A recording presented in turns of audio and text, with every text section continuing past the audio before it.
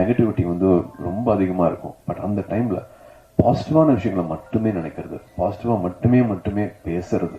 ஏன்னா we can always choose to complaint, மற்றவங்களை பற்றி தப்பாக பேசுறதோ, இது சரியில்லை அது சரியில்லைன்னு சொல்றதுக்கோ, இல்லாட்டி எடுத்தோடனே கான்வர்சேஷனில் முதல் வார்த்தையாக வந்து எது வந்து தப்பாக நடந்துட்டு இருக்கோ அதை பற்றி ஆரம்பிக்கிறது வந்து நிறைய பேருக்கு வந்து அது பழக்கமாக இருக்கலாம். எல்லாத்தோட வாழ்க்கையிலும் நிறைய கசப்பு இருக்கலாம். பட் அது எல்லாத்தையும் மறந்து நல்லது மட்டுமே பேசுவோம், ஆக்கப்பூர்வமாக மட்டுமே இருப்போம்.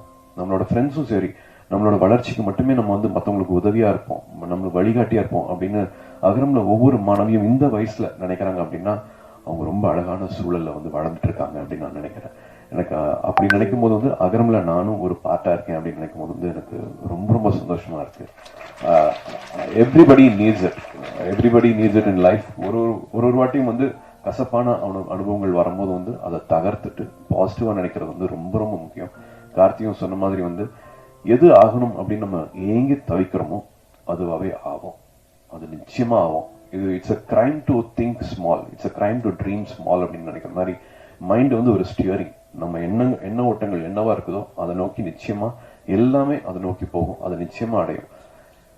நான் ஏற்கனவே தெரிஞ்சு சொல்லியிருக்கேன், ஸ்கூல்லையும் சரி காலேஜ்லையும் சரி நான் எதுவுமே நான் சாதிச்சது கிடையாது, எதுவுமே நான் பண்ணது கிடையாது. ஒரு 3 வருஷம் கவர்மெண்ட் இண்டஸ்ட்ரிக்கு போனேன். அதுவும் வந்து ஒரு சின்ன சலிப்பு தட்டுச்சு.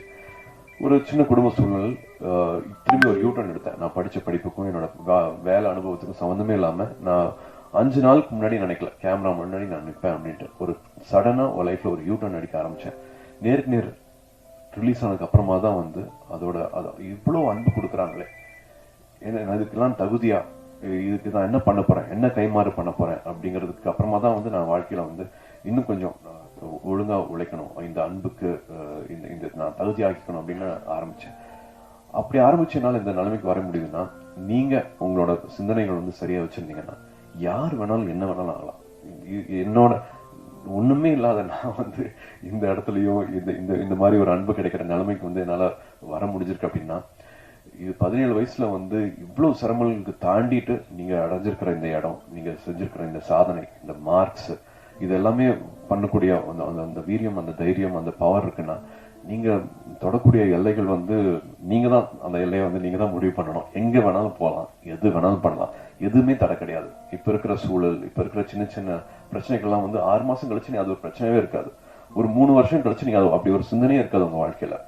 ஸோ தயவு செஞ்சு வந்து இப்ப இருக்கிற பிரச்சனைகளை வந்து ரொம்ப சின்னதாக்கிருங்க. நாகேஷ் எல்லாம் சொல்ற மாதிரி வந்து இங்க வச்சு பார்த்தா தான் அது பெரிய பிரச்சனையா இருக்கும். அந்த இப்படி தள்ளி பிடிச்சா அந்த ஒரு சின்ன தூசி மாதிரி ஆகும் அந்த பிரச்சனை. ஸோ விலகி இருந்து பாருங்க. இப்ப இருக்கிற பிரச்சனையை ஒரு பிரச்சனையாவே நினைக்காதீங்க.